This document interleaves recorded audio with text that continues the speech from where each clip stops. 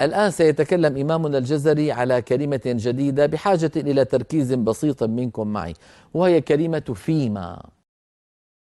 فيما جاءت في القرآن في مواضع كثيرة، أظنها 11 موضعا، فانتبهوا إلى سيسرد لنا إمامنا الجزري هذه المواضع 11 ولها حكم خاص. انظروا إلى اللوحة. قال إمامنا الجزري رحمه الله: خلفتموني واشتروا. والآن ننظر إلى اللوحة التي بعد هذه اللوحة. بدأ رحمه الله بقوله في البيت 87 فيما اقطع، ثم بدأ يعد المواضع التي قطعت فيها كلمة فيما، فكتبت في لوحدها وما لوحدها. الموضع الأول كما نرى هو الذي بعده كلمة أوحي، وذلك في سورة الأنعام في الآية 45 بعد 100، قوله تعالى: قل لا أجد فيما أوحي إلي محرما على طاعم يطعمه. لاحظوا بأن فيما كتبت مقطوعة. الموضع الذي بعده قوله أفضتم، وهو إشارة إلى قوله تعالى في سورة النور الآية 14: لمسكم فيما أفضتم فيه. فيما أيضا هنا كتبت مقطوعة.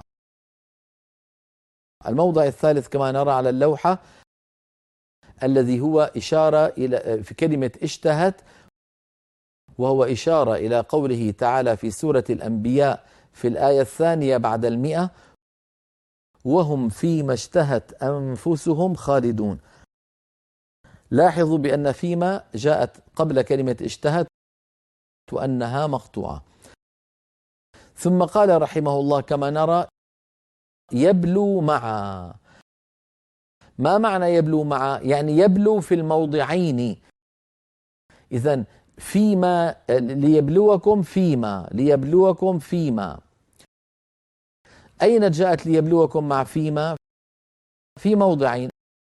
الموضع الأول في سورة المائدة الآية 48: ولكن ليبلوكم فيما آتاكم.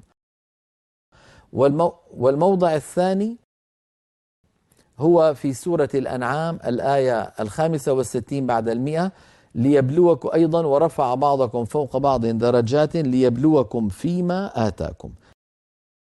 ثم ننتقل الآن إلى البيت الذي بعده الذي فيه الموضع السادس.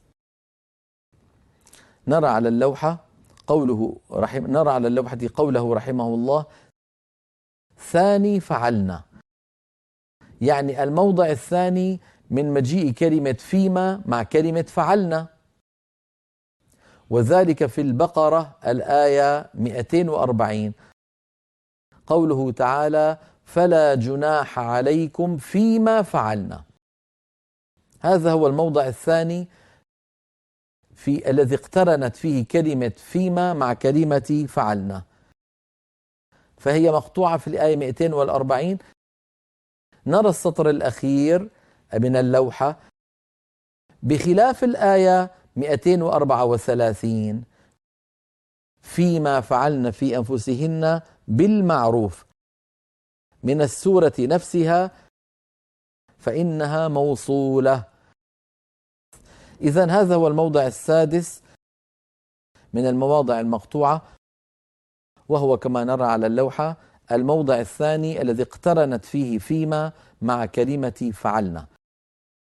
ننتقل إلى الموضع الذي بعده، وهو كما نرى قول الجزري وقعت، إشارة إلى سورة الواقعة الآية 61، وهو قوله في تلك السورة: وننشئكم فيما لا تعلمون. فيما لا تعلمون. إذن هذا الموضع أيضا من المواضع المقطوعة، وهو الموضع السابع. ثم قال: روم الآية 28: هل لكم من شركاء فيما رزقناكم. فيما رزقناكم أيضا هنا فيما مقطوعة. صاروا كم موضع؟ 8.